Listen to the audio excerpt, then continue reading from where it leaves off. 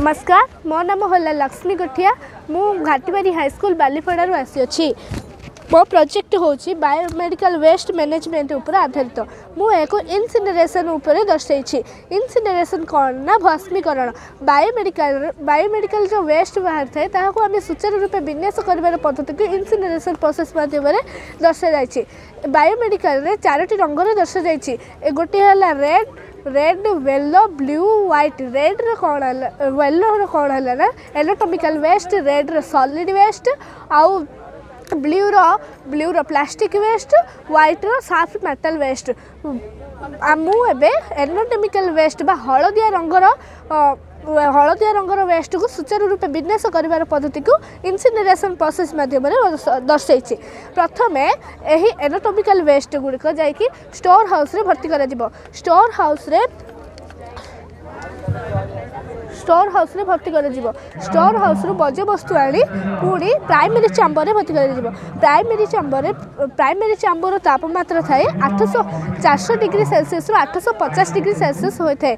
ताहा पुणी जो एथिरु जो दहन प्रक्रिया आरंभ हो कारण जलर स्फुटनांक जितेबाला 100 डिग्री सेल्सियस है एथर तो छुईबा भी असंभव हो पड़े आ तो पाख को मारिबा भी असंभव हो पड़े। ता पुणी जो दहन प्रक्रिया आरंभ हो जाए आ तले पाउस से परिणत हो जाए। पाउस गुड़ाक तले बसी जाए और धुआं जो छोट छोट अणु बा धुआं थाए ताहा पुणी सेकेंडरी चैम्बर को जाए।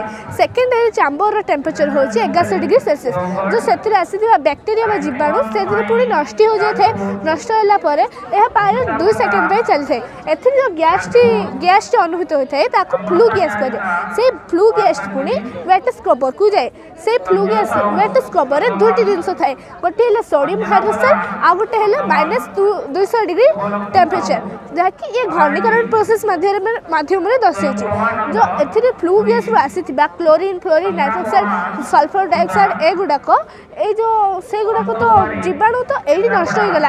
रासायनिक पदार्थ गुड़िक कौन नष्ट हो पार ताकू रासायनिक पदार्थ ही नष्ट करने पड़ते। ये जो सोडियम हाइड्रोक्साइड थाए ताकू सी तार जो फ्लू गैस थे तार सांद्रता कमे दे तार एक पिंडुला परिणत करे जेहेतु ये -200 डिग्री सेल्सियस थी घनीकरण हो जाए और जल में परिणत हो जाए। जल परिणत हो वाटर टैंक को जाए। वाटर टैंक को गले आउ जो बाकी फ्लू गैस रही है पुणी बेग हाउस फिल्टर को आसे। Bag house filter activated charcoal लेपन कर जहाँकि सक्रिय अंगारक से फ्लू गैस टी को से शोषण कर दिए। आउ एति जदि शुद्ध ही आसला गैस टी आउ तो सार शुद्ध मात्रा तो बढ़ी जाए ताकू आम वायुमंडल को छाड़े किसी असुविधा हे ना पुणी वायुमंडल को इंडोर टू डाफ्ट फैन द्वारा वायुमंडल को छाड़ जाए।